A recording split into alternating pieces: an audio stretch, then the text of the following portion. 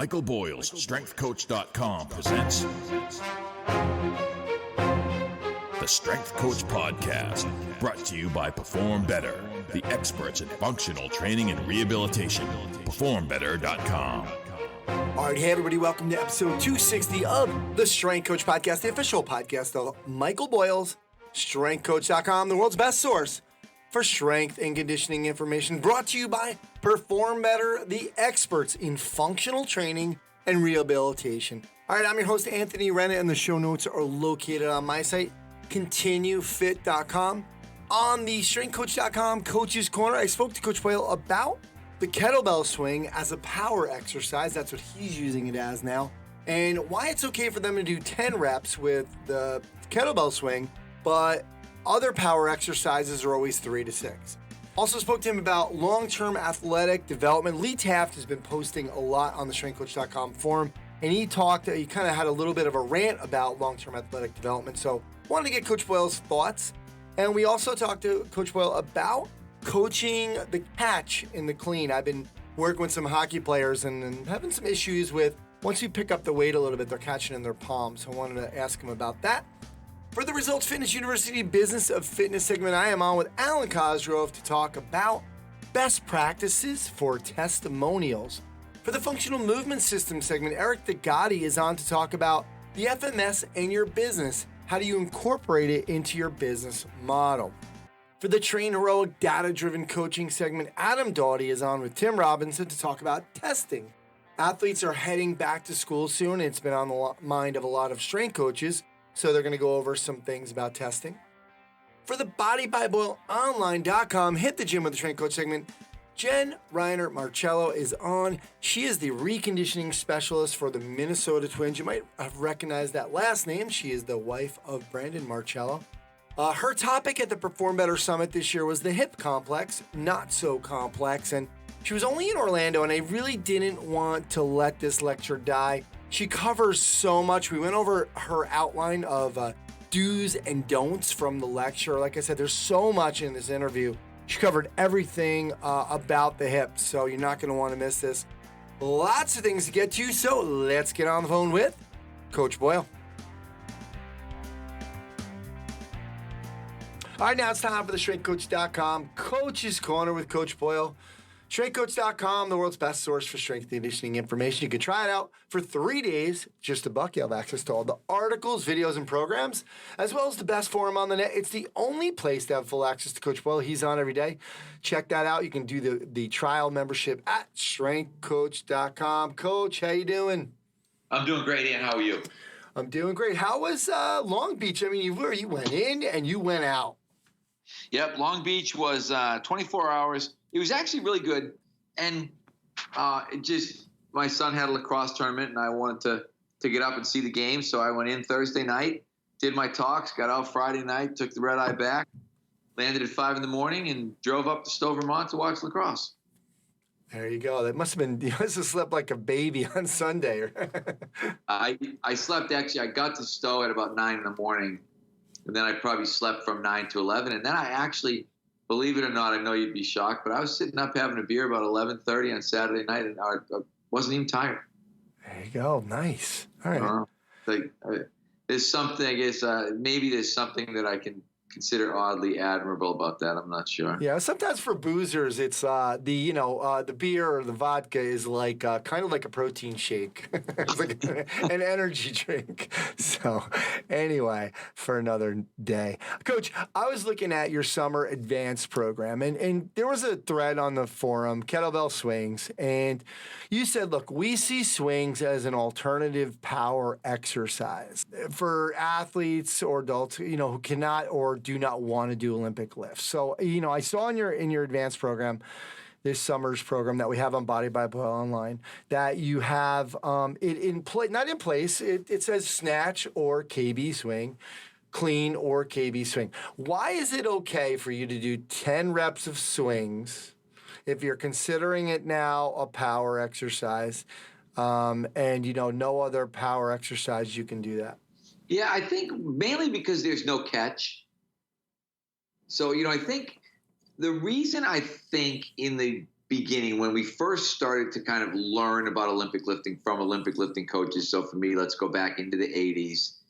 There was always this mandate, sort of never more than 5 or 6 reps, which I've really kept to pretty strictly. But the reason I have, I think, is that when you're catching those lifts, there's definitely something technical. And if you get somebody who's tired, it's a little bit easier for somebody to kind of get a bad hand position or something like that when they're receiving the bar. You don't have to worry about that with a swing. And that's why, some people do these crazy, Dan John would have 5,000 swings and all these. It's in some ways, at least, not as tough on the joints as Olympic lifting would be. So I think for us, that's why I don't mind going in a higher rep range.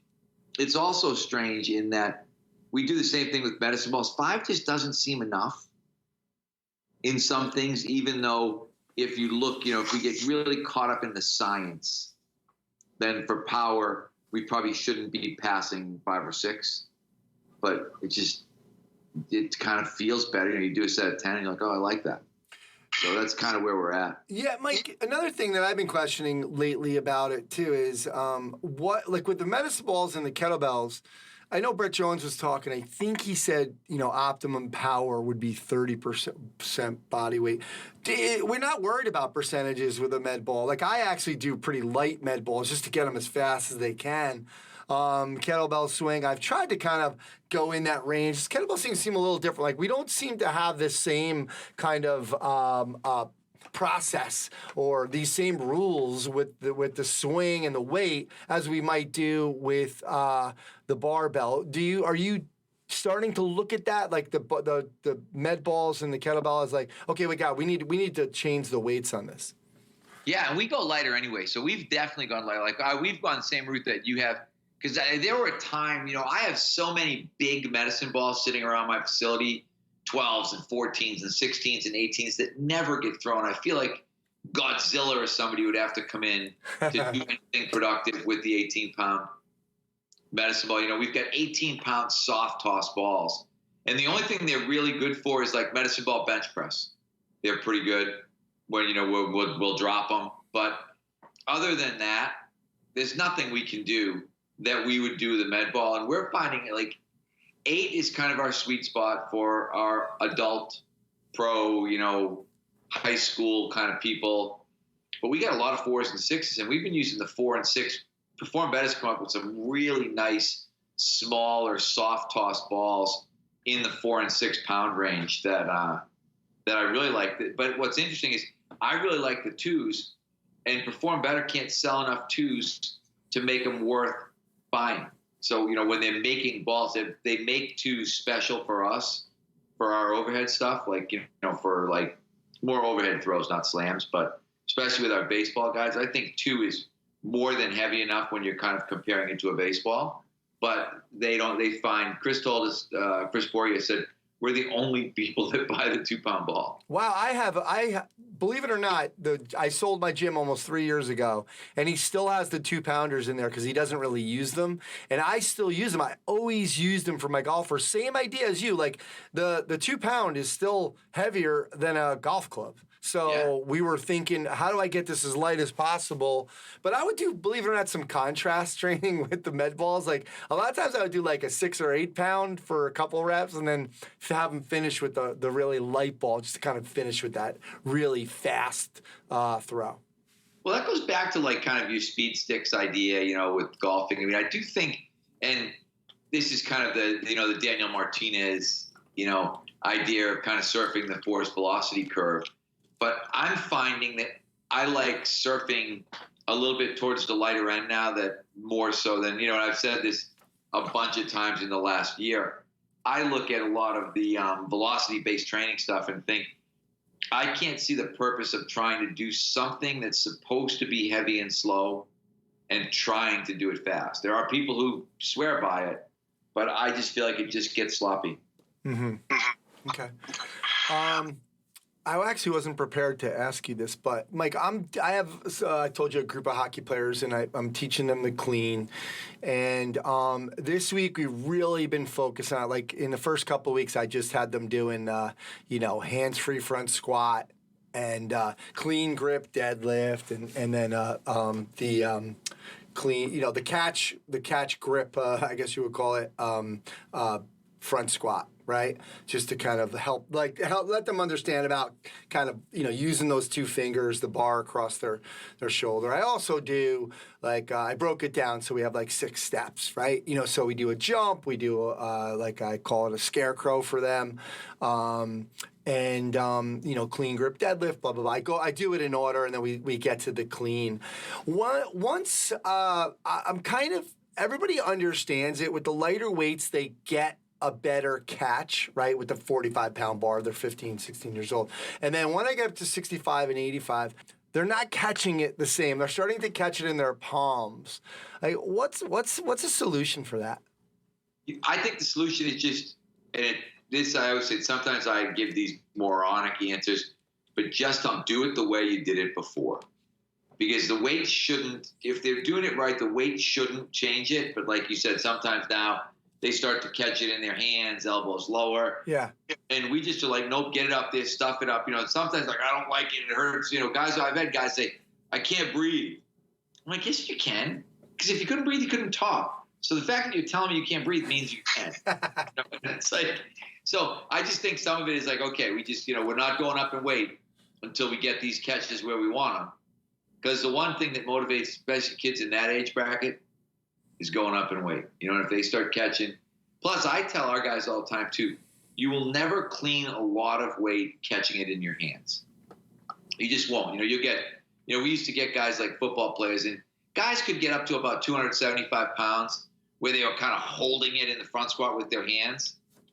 But the guys who were cleaning in the 300s were catching it on their deltoids because you just couldn't get strong enough to, basically reverse curl it up there and hold it in your hands the wrong way.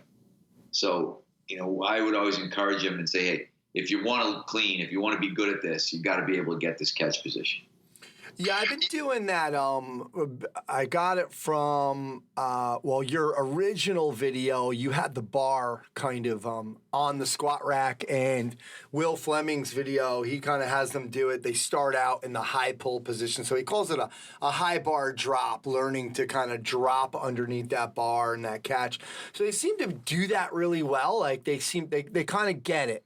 And, but yeah, once I start picking up a little weight, they start to have a little problem with it. So yeah, sometimes that's the art of coaching part. Okay, it's got to be better. Yeah. And I'm also, I like this week is not, it's not really a deload week, but we really changed the program up. I wanted to do something totally different before the last 3 weeks, and we get really heavy. And I'm spending a lot of time on the clean this week, for the 3 days. So we're just trying to get a bunch of reps in, because I know I could see it right before my eyes. I'm getting better with all of those, the reps. Just have them keep doing it, and they are getting a little bit better. So it feels good. That feels good. But yeah, it's just a matter of kind of keep it moving and see how much you can kind of keep going with it. So. Coach, Lee Taft posted something about long-term athletic development, and he had some really good statements in there. And he said it's just really smart programming, cueing, adjustments, and implementation strategies based on stages. What we've done is made a simple process, a confusing process for parents, youth coaches, and certain strength coaches. I think the long-term athletic development approach is simply a reaction to a false sense of reality by those who are misguided. And you're not that big of a fan there. You certainly have your, its flaws. Like I think you would agree with Lee in terms of, it's really should be a simple process with these different stages. I think the stuff that I learned from TPI was really a reaction, like with the 6 to 9 year olds or 10-year-olds. Was, I call it the absence of the playground. It seemed like they were trying to, at that stage, they were just trying to, the absence of the playground, the absence of recesses. They were just trying to mimic some of the things that maybe you and I always did every day after school and on Saturday and Sunday for 12 hours. What are your thoughts on this again? I know we talked about it with your product, Youth Conditioning, but I wanted to go over it again. Yeah, well, I think it was cool for Lee to bring it back up again. I I like the fact that we're focusing on long-term athletic development. I like the fact that we're talking about the ideas of early specialization. I don't like when it becomes overly scientific and they're asking us to calculate peak height velocity, and they're asking us, measure every kid every day that they come in, and then try to react to that, and because the interesting thing was, the peak height velocity relates to the window of opportunity idea, but if you look at the window of opportunity idea, there is no evidence really for that window of opportunity idea, or at least not that I found. And one of the guys who I quoted in that complete youth training product said that there is no science behind that at all. So, I think what ends up happening is we kind of start to layer science on pseudoscience, and then it becomes a really confusing process. Instead of looking and saying, wait a second, we want to make these kids better athletes. We want them to do more different sports skills. We want them to be a better generalist. It goes back, I listened to, I haven't started reading it yet, but I listened to a podcast with David Epstein about range and that idea. So I think there's some really good ideas in there. And then what happens is some, sports science guy runs off in the wrong direction with this really good idea. And suddenly we have something that was a really good idea that's not anymore. Yeah.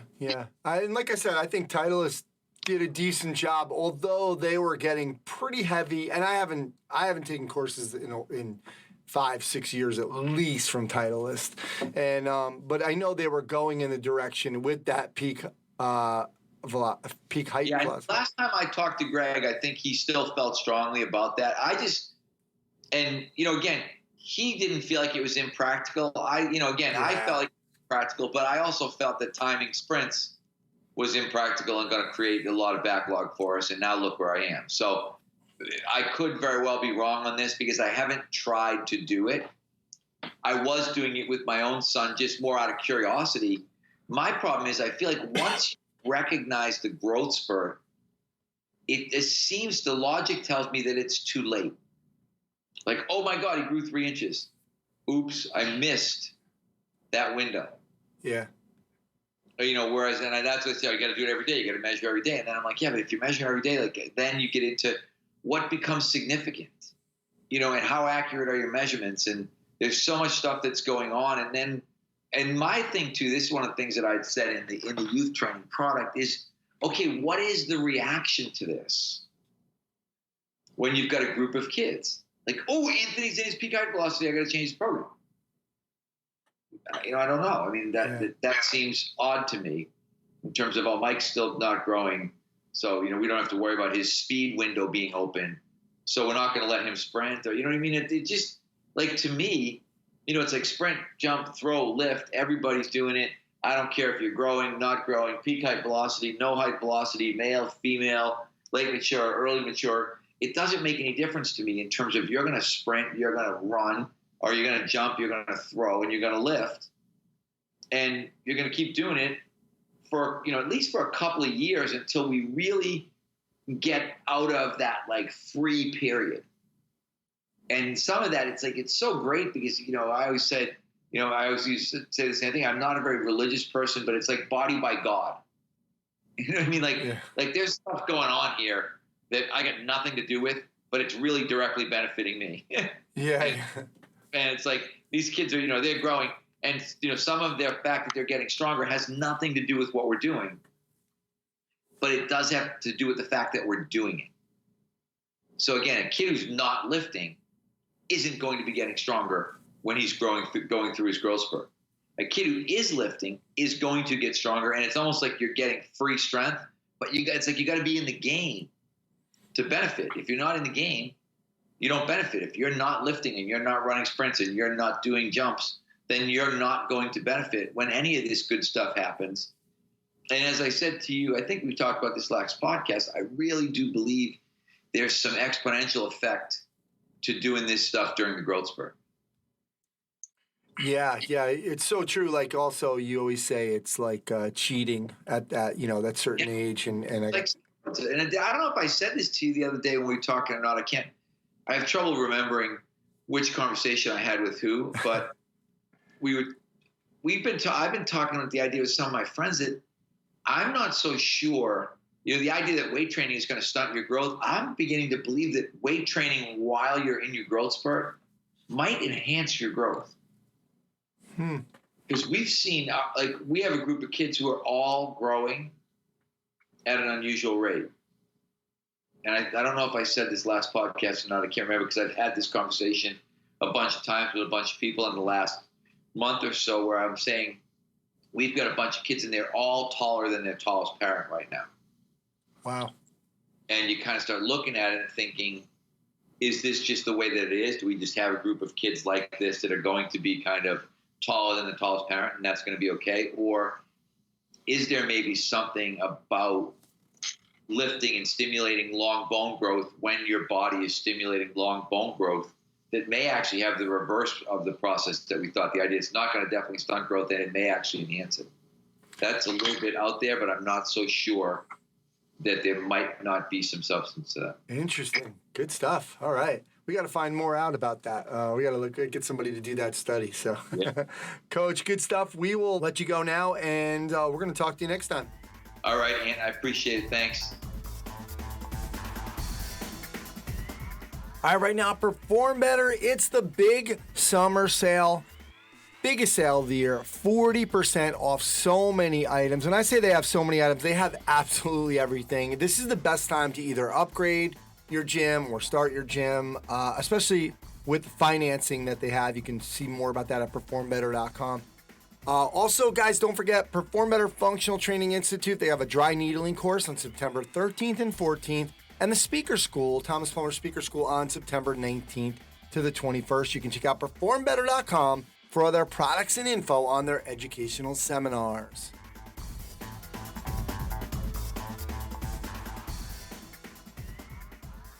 Hey, this is Adam. And this is Tim. Welcome to the Trainer Hook Data-Driven Coaching segment. Let's go. So we're fresh off a trip from Washington, D.C. for NSCA National. Sure. It was a pretty great trip. We didn't do a booth this time around. We just hung out in the hotel lobby and talked to people for the most part. Yeah. We kind of set out to talk to various folks about what their lives are actually like, and what kind of problems they're facing.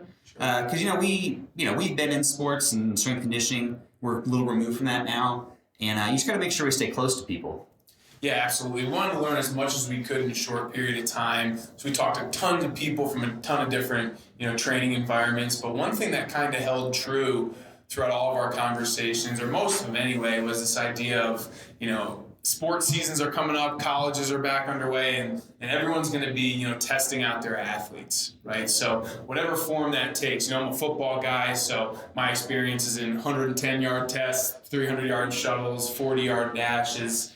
And I'm an Olympic sports guy, so I'm more Steve things like yo-yos. Yeah, exactly. And we'll get into that in a minute, but and it's this kind of, I think it worries a lot of strength coaches, because a lot of times there's tests in place that, that coach may not have, designed, or particularly they might not embrace the test, but I think communication is the key here. And this is kind of like common throughout a lot of our podcasts, but getting the perspective from the coach. Why are we running 110s, coach? Why are we running 300-yard shuttles? What do you hope to get out of this? Because my mind almost automatically goes to the sports science, right? And I've tried to create my own test that was repeatable, measurable. It had to do with 20-yard sprints and bounce. So I thought it was very, very specific to football, but it's hard to create a test. Right. It really is. But keeping those lines of communication with that coach open. Why are we doing this, coach? Why this test? Yeah, so I think that perspective is important to remember, which is so think about why is it easy for you as a strength coach to get buy-in that you should do tests like the back squat and the clean and the bench press? Right. Why is that, Tim? Well, it's because the kids have always done those things, right? And it's because the coach did. The coach has done them, and just face it, they're easy to execute, right? Everyone's done them, and it doesn't take a ton of time because the teaching there isn't significant. They also have what we call, in testing, what you call high face validity, meaning on the surface they appear to measure something that's important to football, right? Yeah. So it's easy to get buy-in because people generally believe, you're strong and powerful. That's a good thing. Right, exactly. And I think the other thing is, too, a lot of these tests, and a big thing coaches will say is, we want the toughness factor. We want to see that these kids did what they were supposed to do. They were complying over the summer, and now we're here, and this is your shot to prove to the coaching staff, to the strength staff, that you did what you were supposed to do. So, I'm obviously more of a sports science guy. So, but I'm going to play devil's advocate here, and I'm going to be this coach and say, hey, what I really want to do, Tim, is I want to show these guys that they're not in as great a shape as they think. I want them to realize that those off-season workouts are important. I want them to realize they've got a long way to go. And I want them to do something that shows them, like, hey, you're not there yet. That's awesome. And you do hear that a bunch. And I'm an old school guy. I love that, and I like harder tests. But my ask there would be, from a strength coach standpoint, would be, perhaps we can, knowing that the 110-yard test, just an example, again, that's what I'm used to, is going to beat these kids down. Maybe things that I want to get. Well, you're talking the 1,610. 1,610-yard sprints, yeah. So I'm cool with those, coach, as long as it's not 100 degrees outside and we're not in full pads. But maybe take some of your testing data you want, your plow, your jumps, your vertical and your broad, your bench, your squat. Get all that data done beforehand. Make a compromise with the coach so we can get measurable data, all the while knowing that 110 test is probably going to burn those kids out. Or you can do those tests the day after. Just make you look really good for the rebound. Yeah, exactly right. And I think this goes back to the point of just keeping those lines of communication open and offering, you're an expert, and offering that expert opinion to those coaches, all, while respecting the fact that they are also an expert in their field. Yeah, so I think that, like I said, that perspective is important. And I think there has to be there probably some give and take, it depends on how much you have them on your side. Yeah. But yeah, they don't think like a sports scientist. They think like a football coach. Right. Maybe you don't even think like a sports scientist. You're a strength coach, but again, we've kind of been raised in this environment where you pay attention to sports science. So kind of I think the backgrounds are different. I think the ways you're coming out might be different. Like this is a place where assuming that the coach is trying to have a repeatable test might be a bad assumption. Yeah, for sure. And that was such a great point, because I came into this podcast, Adam, so gung-ho, my opinion should be listened to. I'm the expert, but, I'm kind of taken back now. And I'm thinking, now I need to reevaluate how I attack these tests at the onset with the coach, right? How do we address this thing? How do we make sure it's the best thing for the kids? Sure.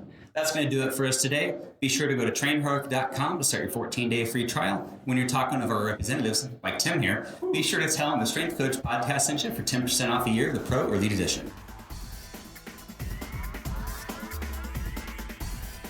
Hi, this is Eric DeGatti with the Functional Movement System segment on the Strength Coach podcast. Today, what we're going to do is talk a little bit about FMS and your business. And the reason I'm bringing this up is every time I teach an FMS level 2, we leave time at the end for questions about how to apply this when you go back on Monday. And the number one question we get right out of the gate is, how do I charge for this? How do I incorporate this into my business model? So what we're going to do is go through some of the factors to consider. And when you ask me a question, you'll find that I'll always answer back with another question. So my first question back would be, what is your goal out of this? And what I mean by that, are you a PT looking for more PT patients? Are you a personal trainer or a strength coach looking for more training clients? Well, that's an important differentiating factor to figure out as we go through these additional questions. Because the next question is, are you looking for this to be a loss leader as a way to draw more people into your doors? Or are you using this as a separate profit center that you're looking to make money on? And so if you're someone like myself that is not looking to take on any more training clients, this may be just a separate profit center that if you were to contact me to come in and screen you individually or your team or organization, that is how I'm going to look at it, versus if I was back in the days when I had my training facility, I might use it as a way to get people into the door. Now, if you are a training facility or a training group, you need to ask yourself a powerful question. Are you looking to make the FMS a part of your culture in what you do? Or is it what you are and what you do? When I had my facility, this is what we did, and this is how we operated. So there was no option to either get a screen and use a system or not. This was part of our training model, and so it is exactly what we do. If you don't have that, that is your personal decision, but please understand that there is going to be a disconnect when it comes to people being on the floor who have done the process and people who have not, trainers who use the process and trainers who have not. And that is a challenge that I've seen over the years. Now, the next question is, are you going to be doing this with individuals or as a group? There is a lot of great methods and systems to screen groups, but we have to figure out how is that going to apply for you, because if you're going to screen individuals versus group, obviously that's going to change the price point as well as how it's going to get incorporated. The next question is what is your deliverable? What are you actually delivering for this service? Are you going to just do the movement screen? Are you going to wrap the movement screen around with other different testing? So if you came in for my initial evaluation, not only would I do the movement screen, but I would do additional testing specific to your goal, whether it be body composition testing, whether it be the FCS if you're an athlete, whether it be some other different gauges that are specific to your sport. So those are things we need to consider, or is it just going to be a standalone? And then as part of the deliverable, are you just getting the baselines, or are you going to get a program based on that? And then that needs to get factored in. And then the next question is, what is the actionable? What are you going to actually do with that information? Are they getting a program? If they are getting a program, who's going to be teaching them the exercises? Who's going to be following through and doing the quality control to make sure that they're actually doing the exercises and doing them correctly? And then to tie off of that, the last question is, what is going to be your follow-up? How do I know this is actually working? It's one thing to do a movement screen, but if you don't do anything with that information, I would tell you that there's really not a whole lot of value in that. If it's not going to change what you're going to do that day or the next day or any day moving forward, then don't even bother, because it's not going to make a difference. So why get that information? It doesn't really tell me anything. So I need to know what is going to be my follow-up, because I need to know, have the interventions I have been doing been effective? And is it making a change in the scores? The next is, we need to look at if it is going to be a standalone service, meaning you get screening and then all other training is something separate, or is it just part of your training? A lot of people will use it just as part of their first session. Your first session is the FMS as well as whatever things you want to incorporate into that first session, where some people will make it a standalone package. That is what we did at our facility. That's what I continue to do for if I do have any clients that I do take on. It is a standalone first day package that includes the assessment as well as your initial program. What I would charge for that, what I'd suggest to charge, is generally about 50% to double what you would normally charge for a training session, because realize that is probably the most valuable, magical session you're going to have with the person. And there's also going to be some work on the front and back end of gathering information and putting together their programs for them. So that is what I would do if I would make it a standalone. You can also use this as a teaser. Okay. And what I mean by that is, we would do this with our group fitness people who were at a low price point when I had my facility, that it couldn't warrant me paying a trainer to give them a full screen and a program, because it would take away from the value of our training packages. But what we did want to do is, at the very least, is do no harm, meaning that we didn't want to be the gym where people got hurt at. So at the very least, when you came in the door for group fitness, you would get screened to see if there was anything to be alarmed about. And if there was, then we would bring that up to them, give them the full screen report, and explain what those results mean. We also would bring them over into our group fitness area, where we'd explain to them, here's what we call our red light exercises, meaning that these are exercises based on each pattern that you probably shouldn't be doing. And so if your problem was shoulder mobility, we would show you these exercises, such as presses and so forth, may not be good for you. So if you're in a group class and the instructor's asking you to do these movements, just raise your hand and say, I was screened and I'm not supposed to do this pattern. What else can I do instead? And they would give you an alternative. We wouldn't necessarily fix your issue, but we certainly were not going to make it worse. The other thing with a teaser is, if you were to go in and say you are the PT looking for more patients, or the trainer looking for more clients, and you go in and screen the local soccer team, you can then do that in exchange for the name and email of all the parents of those kids, and send them the screen report. And as soon as mom and dad look at a screen report and see, number one, how complex and involved your program is, as well as they see that their son or daughter has these red lights or cautionary signs, they're going to want to get a follow-up and figure out, how do we fix this and address this? So that's how it serves as a great teaser to lead into more business. So last but not least, what if you do want to go and screen the local soccer team, or you want to go into a company that's local and screen their workers? How do I charge for that? You need to ask a couple questions. Number one, how many total people do I need to screen? Number two is, how many hours do I have access to them? Because they're not going to give you their workers for the entire 8-hour span. Then from there, you need to figure out how many people can you screen in an hour. A good person at group screening can screen at least 12 people per hour. So then it's just a matter of back-ending the math and figuring out, if I can get 12 per hour and I have X amount of employees or athletes I need to get, and I have 2 hours of access, you can then figure out how many screeners do I need. Then from there, you come up with a calculation of how much you're going to charge per hour for each screener, with your profit built into that, as well as, are you going to charge anything additional for any reporting or anything that you're going to need to do on the back end before or after that screening? And then again, wrapping back around to, what is that deliverable? Do I need to go back in and give exercise programs? If I do, how long is it going to take to teach that? And then am I going to go back and do any type of quality control or continuing on with training moving forward, and then package that all together based on your hours? But you need to start with that math to make sure that you're covering your end and making sure that you have enough time that you can get everybody that needs to be screened. This has been the Functional Movement System segment on the Strength Coach Podcast. My name's Eric Degatti. Thank you for listening.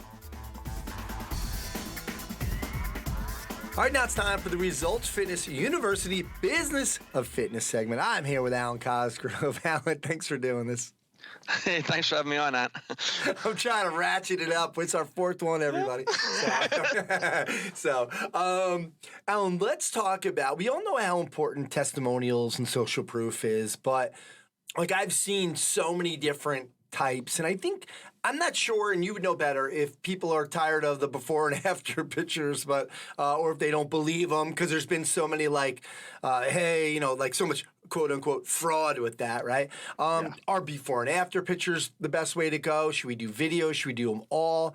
Also, how should we go about it? My feeling is, when this came up on the forum, was my feeling is, no, send them a couple of questions and then kind of rework it if you're doing text stuff, right? And if you're doing a video, ask them that question, like lead them, because they're not used to doing this type of stuff. But talk to us about best practices for testimonials and social proof.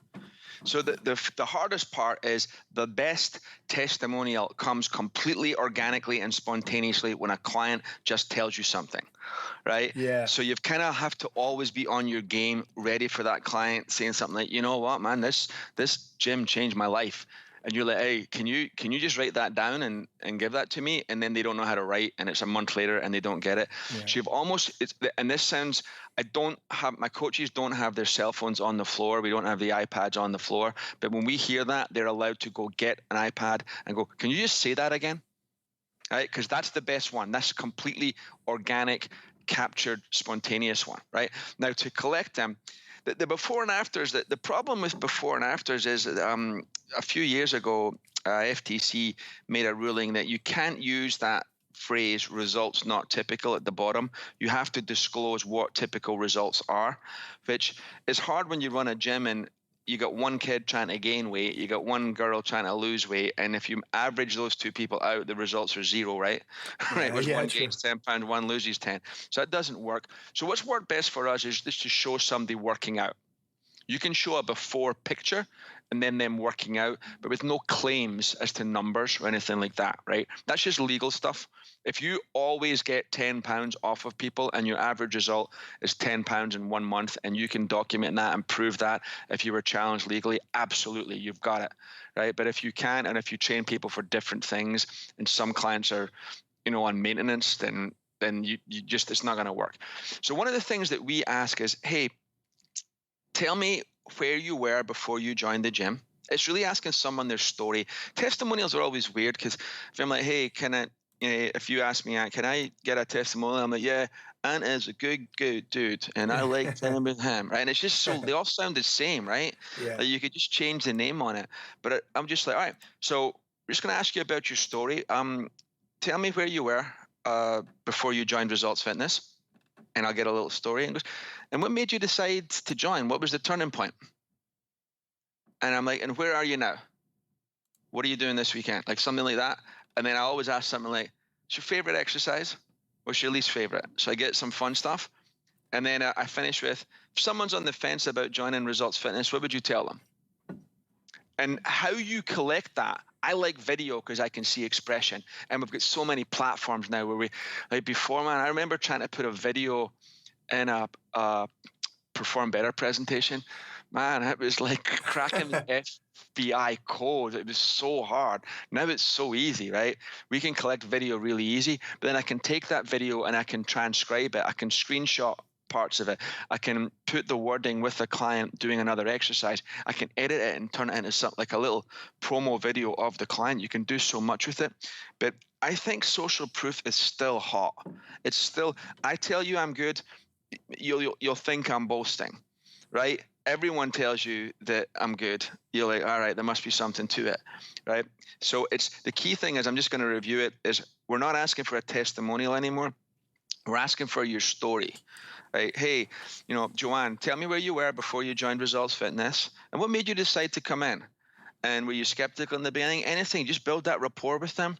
And where are you now? And what would you tell anybody who's a little nervous about joining Results Fitness? Now, we'll do some of those as an interview, and with clients that get it, we can get them to say the question and their answer without hearing my voice, if that makes sense. Yeah. So I can just answer it as, before joining Results Fitness, I was blah, blah, blah, right? Some of those clients if you get a couple of clients that really understand it, and they'll be like, that works really well. And then have types of testimonials. We will go after anybody over 60 for a while, and we will focus on that and build a database of them. Around Valentine's Day this year, we did couples. Any couples who were at the gym, we interviewed them as a couple, and we did that was our testimonials for a little. We call them internally, they're testimonials.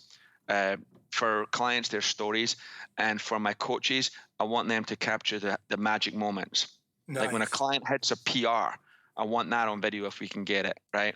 We just did a tactical strength challenge at the gym, and at our gym, if you hit a PR, you have to ring the bell. So at the end of it, everybody had a PR. We had the whole team just ringing the bell, and we just captured that on video. And we used that as like PRs at Results Fitness. Right, so that's it. Think about it in terms of getting people's story, right? And think about making them the star, right? Because the reality is that as a coach, you can't do it for them. But when the story comes across, it's clear they can't do it without you, right? But make it about them, and they're the star. And what we like to have is that we use it, they put it on their social media, and social media is still hot, right? It's becoming an advertising platform more than it used to be, but we still got to use it. Absolutely. Good stuff. All right, Alwyn, thanks for doing this. Definitely a lot to think about with these testimonials and trying to keep your integrity. And we did have a question on the forum about it. And one thing I will say is keep yourself out of it. Because that was actually asked. He had asked, like, he wanted to do a little background. I was like, no, stay out of it. No, it's not. It's not about you, but that's going to come across anyway with a good story, right? Yes. That's the part. Like, you don't. We sometimes we're like, I need to make sure they know that I'm her coach. Yeah. Right. Like, no, you don't. That's going to come across. Just make it about them and their training. And it's if you ever watch like any sort of promo for the NFL Combine or boxing or anything like that, you'll see a guy training and doing the exercises, and that's what you want your story to look like. Like, you see the client doing the ropes, doing the kettlebell swing, right? You want your promo to look like that. But think about it as it's their story. You're just sharing it. Absolutely. Alwyn, thank you so much for doing this. We just did, that was our fourth one we did today. And so next time we'll have our girl Rachel on. So Alwyn, thanks again. Cheers, Ann. And you guys listening, please check us out across all the social media platforms at Results Fitness University. All right, now it's time for the BodyByBoyleOnline.com. Hit the gym with the Strength Coach segment. Become an insider to Mike Boyle Strength and Conditioning with staff meetings, in-services, and complete access to the MBSC programs. All right, today I got on Dr. Jenn Reiner-Marcello. Yes, you recognize that name from one of our other past guests many times, Brandon Marcello. She's the wife of Brandon. She's currently the reconditioning specialist for the Minnesota Twins. She formerly served as the rehabilitation specialist for the San Diego Padres. Before that, she was providing chiropractic and rehabilitation services at Todd Durkin's Fitness Quest 10. She provides education on behalf of TRX as a sports medicine instructor, and she's an officer of Team Elite Cares, which is a nonprofit organization providing rehab training and education to youth athletes. Jenn, thanks for doing this. Absolutely. Thanks for the invitation. All right. Well, I saw, I didn't get to see your lecture in Orlando, the hip complex, not so complex, at the Perform Better Functional Training Summit. And kind of like my last guest, Geraldine Cooper-Smith, I was like, okay, maybe Jenn's doing this somewhere else, but I don't want this to die. Like, we got to get this information out. She just spoke in Orlando. She's not speaking anywhere else on the Perform Better Summit, and I wanted to get this information out there because we really haven't taken a deep dive into the hip, so I'm really excited to kind of really go over some of these things. Absolutely. I felt the same way. That was why I chose that topic for Perform Better, because having gone over the past 10 years, I've said to myself, well, what do I want to learn more about that I haven't seen on the circuit? And I was like, no one's really talking about hips. Let's dive deep into the hip and give it a go. And, the funny thing is, coincidentally, I'm actually training, I'm training some 4 kids this summer for the next 8 weeks. And one of the kids, they're all hockey players. And so one of the kids has an injury that I'm kind of working with his therapist on. And, because for me, and we're going to talk about this later about, staying in that scope, right, of practice. But he has an avulsion fracture in his left hip. And it's so crazy because, it's such an important, the hip is so important. We forget about that for sports sometimes. Like, obviously, it's such a place where, we're getting all this power and all this force. But right now, he can't do anything explosive. And I just feel so bad for him because I'm like, it's kind of like what sports are about. But it's really important. Like, we really got to know what's going on with the hips. Absolutely. All right. So before we get into that, though, I was looking at your resume and it was like you're a reconditioning specialist for the Twins, but you were formerly a rehabilitation specialist for the Padres. What's the difference between reconditioning and rehabilitation? Is it just like a new name for it, or what's going on there? Definitely not. So for the Padres, I was part of the team of the physical therapists and athletic trainers, and just like you would normally, think of going to your physical therapist or whomever for an injury, that was our job, right? We were looking at whatever the site was injured. We were working on that to get that player back. And I think what's interesting about this new role is, there was no real ramp up to hand them off to the strength and conditioning coach. It was just like, all right, he's done with rehab and now he's yours, go for it. And I think there was that kind of gap that everyone talks about. And so I think the Twins are obviously very forward thinking in this role, that they want to make sure that there's this easy transition, a successful transition from someone that's finishing the rehab process and obviously ramping back up into the strength and conditioning and baseball activities side. And then in addition to that, while the person is injured, if the PTs are working on the shoulder, well, I still have 2 legs, a whole body and the other shoulder to work on, so that he continues to maintain his strength and maintain mobility, and they don't go through a deconditioning process while they are rehabbing the other side. So so I'm handling the strength and conditioning piece for the injured players and making sure that everything else is in check, and then obviously when that shoulder or hip, whatever it is we're working on, is ready to go, ramp them back up and make sure that transition is smooth. So I think the difference is having a little bit more of a performance take on things versus having the rehab mindset. Excellent. Absolutely. Yeah, that makes complete sense. Let me ask you this, and now just because this question just came up now because I've been thinking about the kid. He's got the 3 other kids they can do everything. So I have to modify, like when we're doing plyometrics, I have to do, like, I'll have them do a balance exercise, for example. Or when they're doing the sprinting part, I have them doing the ski erg, okay? Because it's something that he can do, right? Upper body and working some conditioning. Talk to me about the mental piece of that.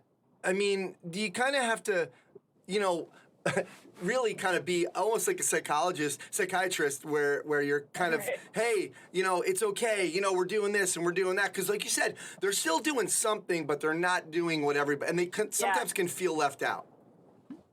Yeah, and that's, part of my role is kind of building that person up to say, hey, look, let's use this as an opportunity to clean up other areas that we see as potential red flags. And so running them through an SFMA, so to speak, and kind of picking things that are, maybe a joint or two away from the affected side, we get to work on those and framing that to the athlete as this is our time to get better, right? This is time to clean up these patterns and make sure that you're better than when you were coming in, not just maybe in the shoulder that we're rehabbing, but all these other places, your hips and your ankles and your feet, so on and so forth. So I think when you spin it that way and every day you're focusing on what we're improving and how they're getting better at it, it makes them a little more motivated to be there. And I think they have a better appreciation for the whole process. Yeah. We had Kevin Carr on a couple episodes ago, and he was really talking about pain and language and not saying, like, how's your bad hip, and really there's a whole process that you really need to kind of make sure you're following when you're doing that. Absolutely. Well, I had asked you for some do's and don'ts, right? I wanted to make this easy because, again, I didn't see your lecture, and I knew just from reading the Perform Better summary that I was like, okay, there's some things in here that I really want to go over, and like, how can we get to the nitty gritty without seeing the slides, right? We can't see the slides. Sure. And you sent me over some do's and don'ts, and one of them, we're going to get into them, and I'll point them out for you, and you can kind of expand on them. The first one you talked about was having an appreciation for architectural differences. Expand on that. Yeah, so Stu McGill, I know, has talked about this in the past, and there's essentially, we all have somewhat a different structure, right? If your heritage, let's say, is from England or Ireland, you might have a hip socket that's deeper, along with a femoral neck that's thicker, and that's great with regard to stability, but on the other end, it limits mobility in certain positions like a deep squat, versus if your lineage might be from Bulgaria or Poland, they typically have a shallower hip socket, acetabulum, and the femoral neck is thinner, which means that they can drop into that bottom position of a squat much easier. And that's why we see more Olympic weightlifters from those countries, because that bottom position for them is so much easier. So there's that to appreciate. And then the other side, too, is having a what's called an anteverted or retroverted hip. It's just the angle of the femur is turned either slightly forward, which is anteversion, or back, which is retroversion. And that's going to change, especially the hip internal-external rotation. So someone that might be a retroverted hip is going to have a lot more external rotation, and they might feel great in like a sumo deadlift position. But someone that has an anteverted hip, you take them into end range external rotation, that's going to be very uncomfortable for them. And so that might not be a good exercise choice for somebody like that. So I think you have to have an appreciation for the different structures, which may limit certain exercises or certain ranges of motion. And we can't paint everyone with the same brush to say, all right, let's all do our squat with 15 degrees toe out. That should be perfect for everybody. It's just not that way. Yeah. So understanding that, yeah. Interesting. Let me ask you, and I'm being serious, like, what about Italians? Like, where do they fall in on this? That's a good question. I'm not so sure about that one. Come on, you got to find... We can dig it up there. Jen, I need an excuse not to be like going too deep on my squats. So, Gotcha. Obviously this is the Strength Coach podcast, and your second your second do's and don'ts of the do's was evaluate posture and position. Because my question was, I was kidding, half kidding about the Italian thing, but you know, even if we did say like, okay, you know, your heritage, you have that smaller acetabulum, whatever. You know what? You can't make that blanket statement for everybody. So you're going to have to evaluate them. Talk to us about evaluating posture and position, and really from a strength coach's perspective, what can we do in terms of what can we figure out, or do we need to not refer out, but kind of get a higher power to help us out with that? Yeah, so I think when it comes to position, you know, or posture, I'm using those interchangeably. Clearly, my background is chiropractic, and I think this is what was really interesting to me was after looking at thousands upon thousands of X-rays, both pathological and healthy. The little obturator foramen, which are if you look at the pelvis, it's the two kind of holes at the bottom of the pelvis. The left one always looked like it was kind of squinting or slightly closed off compared to the right. And then when I would go into the clinic and you look at a patient, you'd have that similar presentation, which would be the left innominate or left side of the pelvis would be tilted forward and the right side would be tilted back. And I wouldn't say it was everybody, but it was, you know, 90%, 80%, a good portion of the people that I saw. And so naturally, you know, you ask that question to your clinicians, why do we always see that? And unfortunately in chiropractic school, I never got an answer that was just solid in foundation enough for me to say, yeah, okay, I'm buying that. And it wasn't until like 5 years later that I took a PRI course. And it was like this huge light bulb moment when they talked about the asymmetries of the body coming from the brain, obviously, the central nervous system, to the way our organs are inside, and as well as the diaphragm was a huge one, right? To actually have this skeletal muscle that was significantly larger on the right side with stronger attachments. The crura attaching onto the lumbar spine was actually stronger. Hence why we kind of favor the right side of our body, which then drives us into this position with the left innominate being forward and the right innominate coming back. And then some people, there's an extra layer to the onion, which is both innominate tipped forward. And we've obviously referred to that as Yanda's, you know, upper and lower cross syndrome. So it was just this huge kind of light bulb moment, bringing PRI, a completely different camp, into the mix that was talking about the same things that we were learning in chiropractic school. So that, let me just lay down the foundation there as far as looking at position and posture. So naturally, when I got out of school and I was programming for clients, or I was actually treating patients, that's always the first thing that I look at. And it's because it's the axial skeleton, right? Everything that's attached to the axial skeleton is going to be affected, meaning our shoulders and our hips are going to be affected by the position of the way our pelvis is or our rib cage sits. So we have to have some way of evaluating that, and you don't have to be a clinician. I think it can be as easy as, okay, let me just see, do you have any ribs that are popping out of the front of your shirt bilaterally, or maybe is just your left side of your rib cage really prominent? Those can clue you in onto that upper cross syndrome, or, you know, anterior pelvic tilt with the ribs being pulled up bilaterally, or that rotation that PRI talks about, that chiropractic talks about, that left rib cage, just the left side is going to be a little bit more prominent. Then the other thing too is just looking at the pelvis. We can all kind of feel the bumps in the back, which are the PSIS, as well as the ASIS, which is the bump in the front of the pelvis. We can, you know, all figure out where those are with our fingers and then draw this imaginary line. And if that angle looks pretty significant, which is actually more than 12 degrees, then we can essentially say that there's an anterior pelvic tilt going on. So I think looking at those things, if they're sticking out and screaming at you, I think we have to address position. And like I said, you don't have to be a clinician to just look at somebody and give a general observation of write down what you're seeing. And then if you are a clinician, you know, PRI goes into the adduction drop test and Thomas test and straight leg raise and those sorts of things that help us look at other ways to assess the body. And, you know, those courses actually are open for strength and conditioning specialists, that they can take those as well to kind of further their knowledge if they want to learn more about assessing posture and position. The reason why position is so important, especially at the hip, is because it influences the length-tension relationship of various muscles, right? Certain muscles are going to be facilitated, other muscles are going to be inhibited because of that crossover or lengthening of the tissue. It affects the way we breathe, which obviously that affects movement. It affects range of motion at the hip. And there was an interesting study on this in the American Journal of Sports Medicine 2014 that evaluated 50 pathological hips. They did a CT scan and essentially kind of reconstructed the pelvis and the hip based on that scan.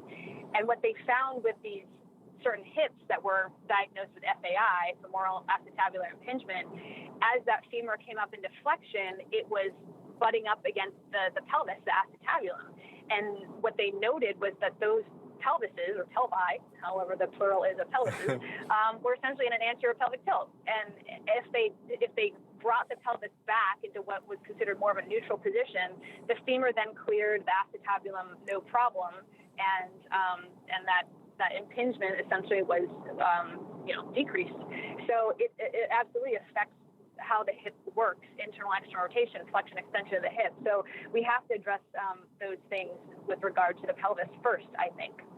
Absolutely. And, I was going to say earlier, it's funny, Thomas Myers had a great video on just like, he had about 10 people in the audience and they were all basically in their underwear, and they had to come up. They had to come up on stage, and obviously they knew what they were getting into. They were filming this. It was made for a DVD. But he basically just had them stand there, and he would go over, look, can't you see the right shoulder's down a little bit and the left hip? And after a while, I started to see it a little bit, like on there, like before he would say it, I started to look at these things. So I think, like you said, the more you do it, you're, at least from our perspective, strength and conditioning coaches, we even without laying our hands on them, we're fine. But my next question, though, you have your other one is programming exercises to address your other number 3.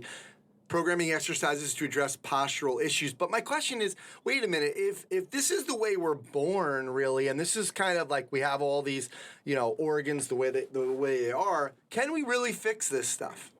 Or fix is the wrong word, but... Yeah,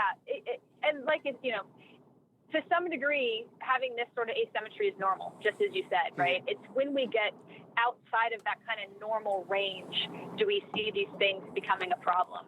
And I think if your clients are constantly reporting, my quads are always tight, or I have a left hip flexor that's always tight, or my left psoas is always tight, certain muscles on certain sides, if they're always complaining of that and it's affecting their movement, then they might be in that range that's outside of what's considered normal, to have those slight asymmetries. And rather than having to have your checklist of 6 things to foam roll from your lat to your posterior hip to your hamstring to your quad, if we can program an exercise, and I basically use exercises from Postural Restoration Institute to decrease the tone of those certain muscles and facilitate others while incorporating breathing, and I can check off 4 of those 6 boxes just by doing 5 breaths in a certain position, then great. I only have 2 areas that might need a little extra love with some soft tissue work, and I've saved myself some time. So I think that we do have to assess it. Yes, to some degree, and asymmetry is normal. It's just, is it presenting kind of outside? Is it really apparent? And those sorts of people that are beyond that normal range, I think we do need to address it with a couple of breathing exercises just before we hop into our general movement. So you mean breathing exercises in these different positions based on like some of the PRI stuff? Okay, cool. You've got it, yep. Now, your number 4 was assessing range of motion at the hip. And this one, for me, is I always wonder, and I think a lot of people always ask this question, like in terms of, look, if a tennis player never gets really low, right? They don't get into a deep squat position ever in playing tennis. Do they really need to have that kind of range of motion at their hips? So talk to us about assessing range of motion at the hip and kind of making sure it's healthy and that we get these minimum ranges without looking specifically at a sport, because like I said, people are always going to argue, basketball players or tennis players, they don't have to get into some of these positions. Right. And I think, well, just to go back, I think the most commonly limited ranges of motion, one is going to be extension, and that's followed by rotation of the hip. So I think those are easy ones just to assess with like a Thomas test, just looking to see is the hip elevated up off the table, is the knee kicked out, the knee kicked out obviously being more of a quad being tight, or the hip being elevated off the table is obviously more psoas or iliacus, and I think that allows us to drill down a little deeper and program our stretches or correctives a little more specific to what's going on versus blanketing the program for somebody. And then rotation, I think, can easily be looked at, whether it's seated or prone. Just looking at what's called the total arc. You don't have to bust out your goniometer, but looking at your internal plus your external rotation, that total motion of the hip should be about 70 degrees at least. If you're dealing maybe with a baseball player or high-level golfer, I'd like to see upwards of like 90 or 100. But taking that total arc into appreciation will again help you drill down as far as stretching. But the other thing to be aware of, when we talked about that anteverted or retroverted hip, if you have someone that's got a retroverted hip, they may have, let's say, 60 degrees anteverted hip. They may have 60 degrees of internal rotation, but they only have 10 degrees of external rotation. And by looking at the total arc, that's actually normal. But you may look at that external and say, oh, they only have 10 degrees. Well, we better start stretching into that hip. But it's really a bony issue, right? Not a soft tissue problem. And therefore, you might create some irritation or some problems just by cranking on that hip. So, I think just having appreciation of just, taking that hip from internal to external, what does that actually look like? Is there one direction, but there's a ton more? That should kind of like have a light bulb that goes off. And if you have any questions, that's where you work with your team of clinicians to say, hey, can you just check this hip and make sure I'm seeing what I'm seeing and anything I should watch out for with regard to stretching or mobilizing. I think that's important. And then to your question with regard to, well, my golfer never gets into a deep squat, why do we need to get into that motion? There's just fundamental patterns. And again, this goes back to what the functional movement systems guys, they all say, and DNS as well, right? These are all fundamental patterns that we all have that I think pertain to athletic movement. Whether you get in that position or not, these are patterns that are innate to allow us to do the things that we do in life, whether your sport requires it or not. So.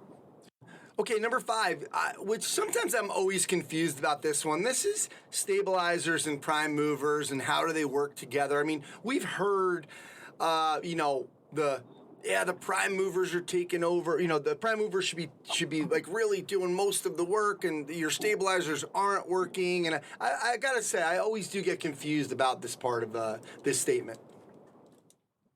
Yeah.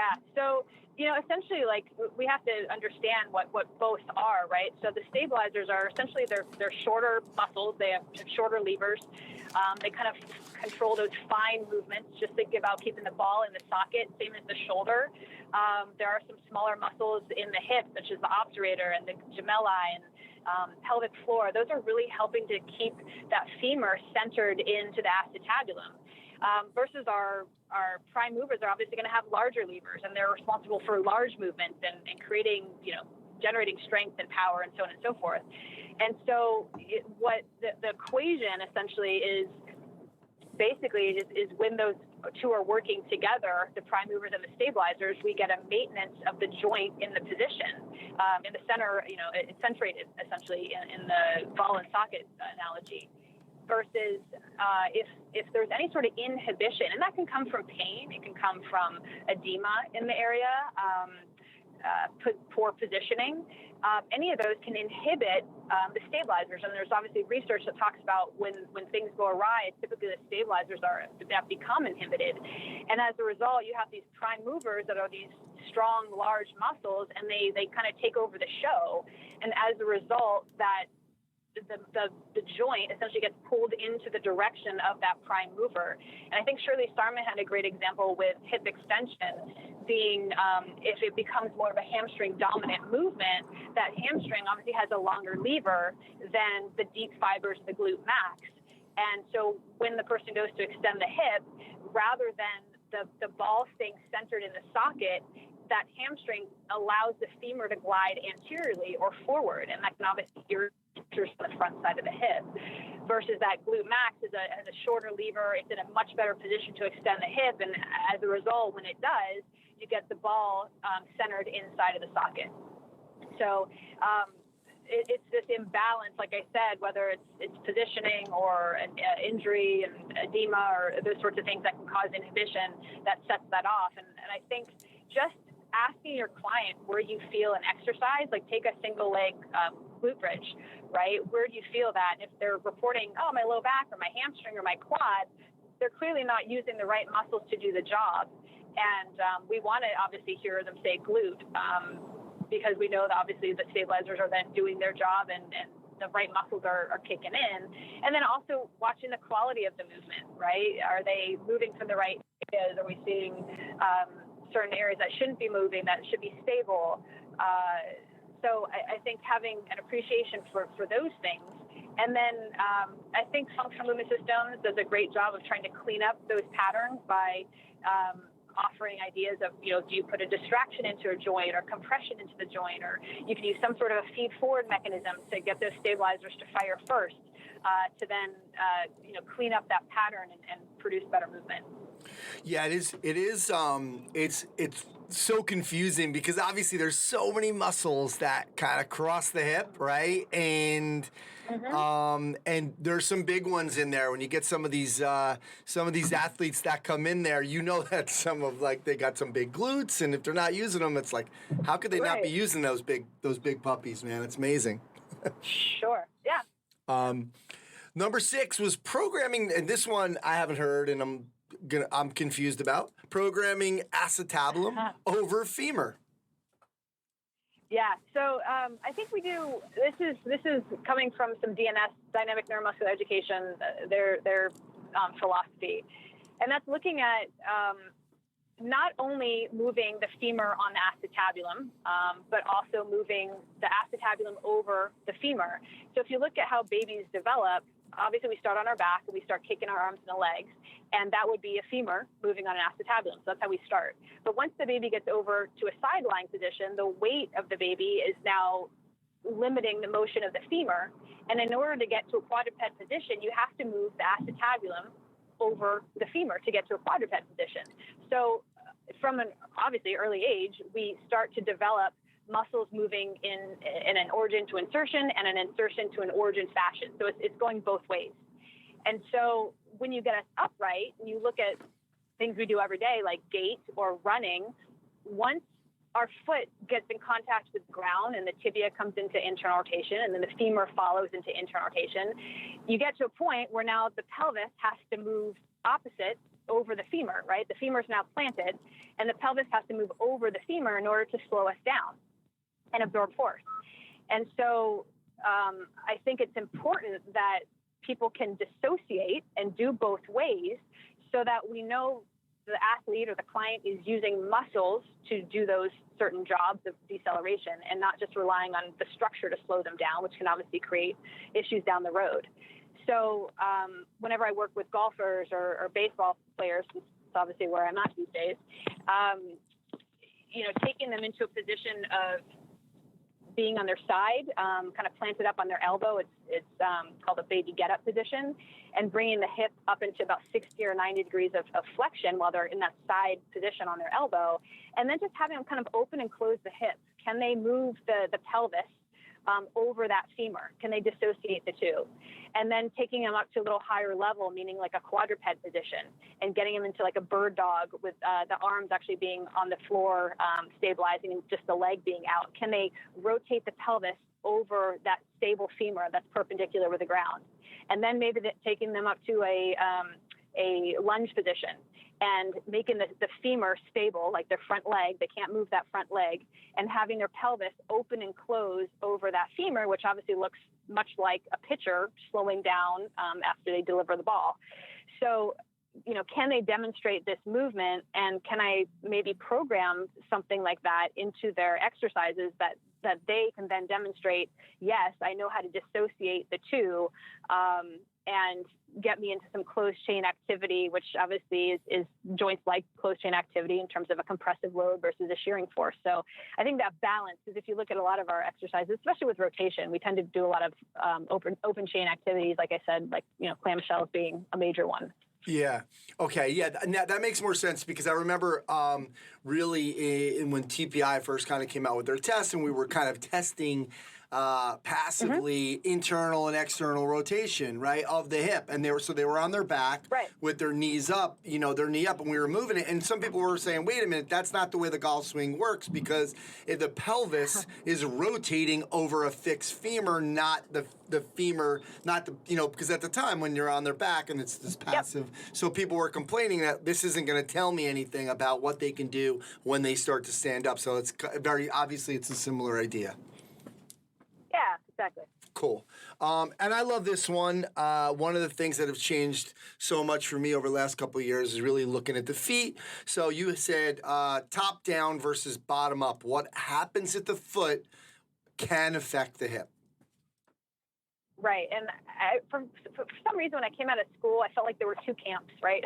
It was like people thought the foot affected the hip, or it was more the hip, down, if the hip affected the foot. Mm-hmm. And I think we've all come to realize that it's a two-way street. And so I think it's important for coaches to ask, a previous history. Have you had an ankle sprain? And I know so many athletes that just write it off as, I had a couple growing out. We just kind of rubbed some dirt on it and kept playing, And those can obviously affect range of motion, and obviously that affects proprioception. And going up the chain, what we've come to find out, that actually affects the hip, and it might actually be which came first, chicken or the egg. Did maybe a weak hip abductor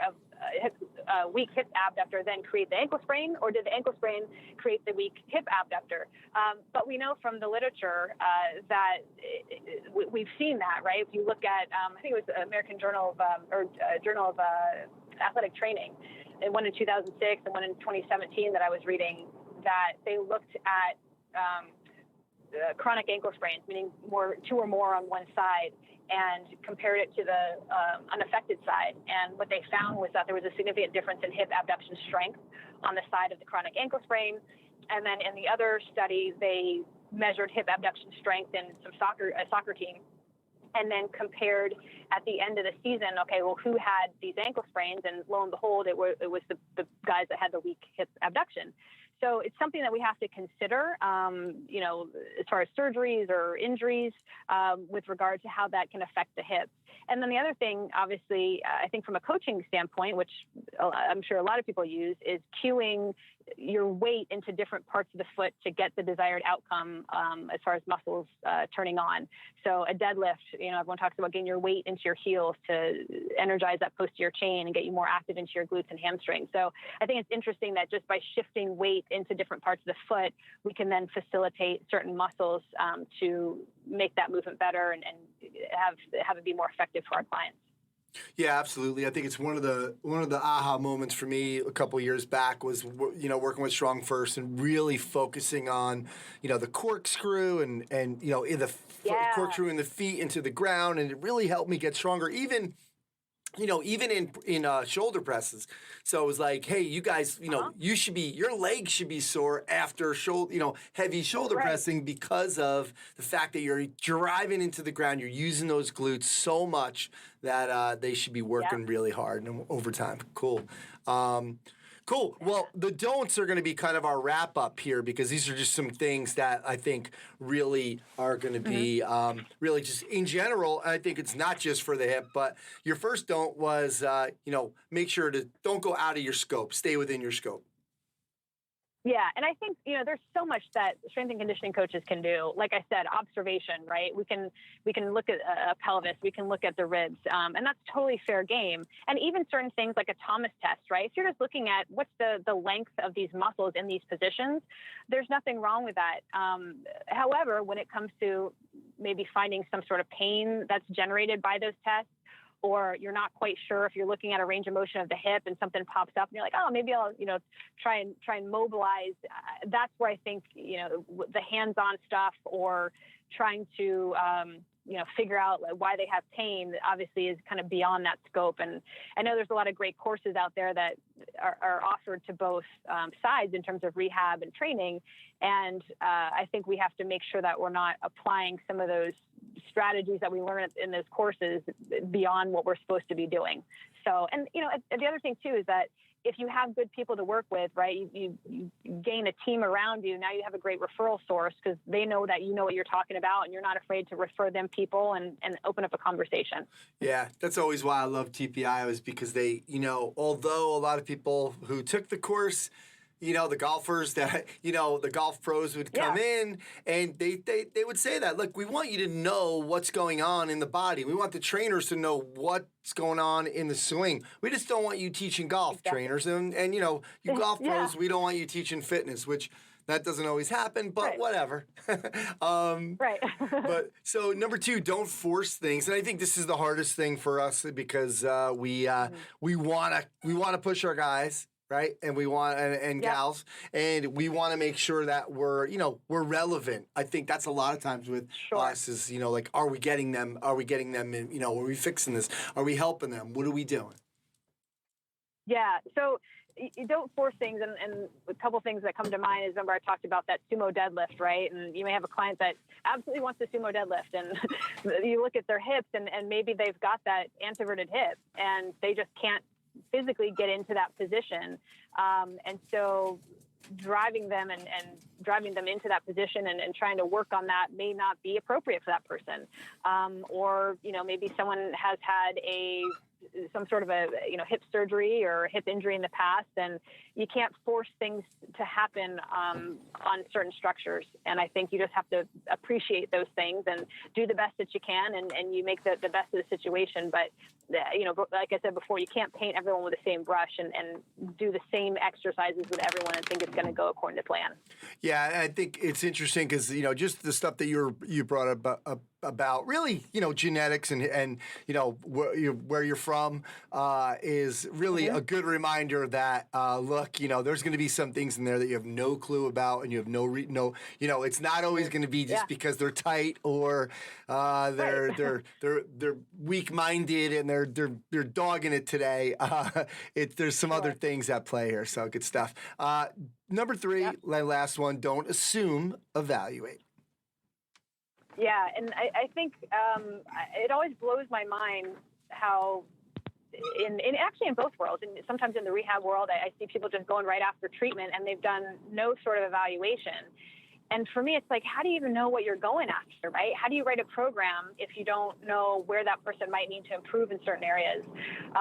So I think we all have to do some sort of an evaluation, whatever, again, is within your scope, to know specifically what to program for your athlete or for your client so that it's not guesswork, and your programs are more effective. So I think it's a must. And I feel like some people, they don't want to take the time, but at the end of the day, you're wasting your client's time by not drilling down and figuring out what they might need to focus in on, have their high needs. Yeah, it's a lot of times it just seems like, laziness, but they're like, oh, I'm always evaluating movement, no matter what. I'm always, right, okay. So, but Jen, this has been amazing. And I think, it's something that we really need to kind of make sure, especially with something your lecture was called The Hip Complex, not so complex, but there's a lot going on there. And we need to kind of remember that there's some things, if we follow kind of like this little 7-step approach here that you gave us, that we're going to be a lot better off. So thank you so much for coming on and discussing the hip complex. Absolutely. It was my pleasure, Anthony. All right, that's going to do it for episode 260 of the Strength Coach Podcast. Remember, you can try strengthcoach.com for 3 days. Just $1. You have access to all the articles, videos, and programs, as well as the best forum on the net. It's the only place to have full access to Coach Boyle. He's on every day answering questions. To access that offer, go to strengthcoach.com. Click the Join Now button to get started on your trial. Special thanks to Chris Pryor and the folks over at Perform Better. Remember, they got the big summer sale right now, 40% off so many items. You can check out performbetter.com for all their products and info on their educational seminars. Thanks to Coach Boyle and Jenn Reiner-Marcello for sharing their insights and philosophies into the world of strength conditioning and performance enhancement. Thanks to Adam Doughty, Tim Robinson, and Train Heroic. Head over to trainheroic.com to start your free 14-day trial. Let them know Anthony sent you.